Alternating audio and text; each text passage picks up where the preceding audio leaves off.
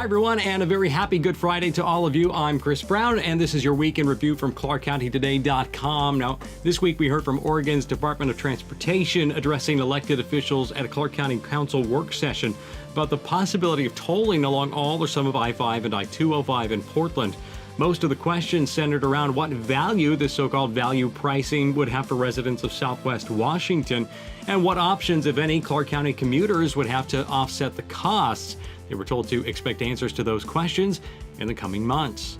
And ClarkCountyToday.com editor Ken Vance offered his thoughts on Tuesday's presentation in an editorial this week. Vance voicing his strong opposition to Oregon's attempt to charge Clark County drivers on I-5 and I-205, largely because none of the revenue from those tolls should be used to build a new crossing over the Columbia River or add any traffic capacity to the two existing interstate freeways. This week also marked National Vietnam Veterans Day. Clark County Today reporter Paul Valencia took us through the difficult journey back from war with Michael Burton, a Vancouver veteran who told us he witnessed horrific situations in both Vietnam and Laos. But the battle didn't end when Michael returned home. It took another 35 years for him to get the help he needed, receiving therapy for post-traumatic stress disorder. Burton wants to let other Vietnam veterans and all veterans of war know that it is not too late to ask for help. On Thursday, New Vancouver Mayor Anne McInerney-Ogle gave her first State of the City speech, stressing the immense opportunities and challenges America's Vancouver has.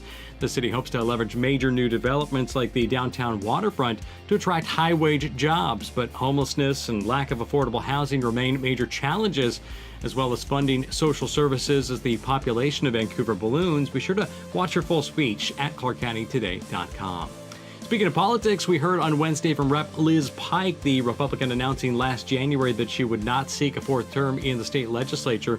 In a wide-ranging exclusive interview with editor Ken Vance, Pike talked about her frustrations with how politics and politicians have changed during her tenure, her exhaustion with fighting the Democratic majority in Olympia, and why she decided not to run for Clark County chair. Pike's new goals include running an art business and teaming with her husband, Neil Cahoon, to run their Shangri-La farm in Fern Prairie.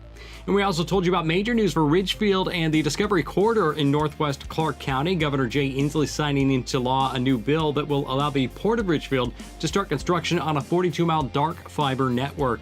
It, along with future improvements to the 179th Street interchange along I-5, are expected to be the final pieces in plans to lure high-tech business to the region.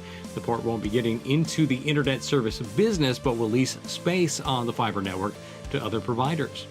That's your Week in Review, but it's just a small sample of the stories you'll find on ClarkCountyToday.com. If you see something you think we should be covering, send your news tips to news@ClarkCountyToday.com. And be sure to follow us on Facebook and Twitter to be part of the conversation about what's happening in Clark County. I'm your host, Chris Brown. Have a great Easter weekend. Thank you for watching, and we'll see you next week.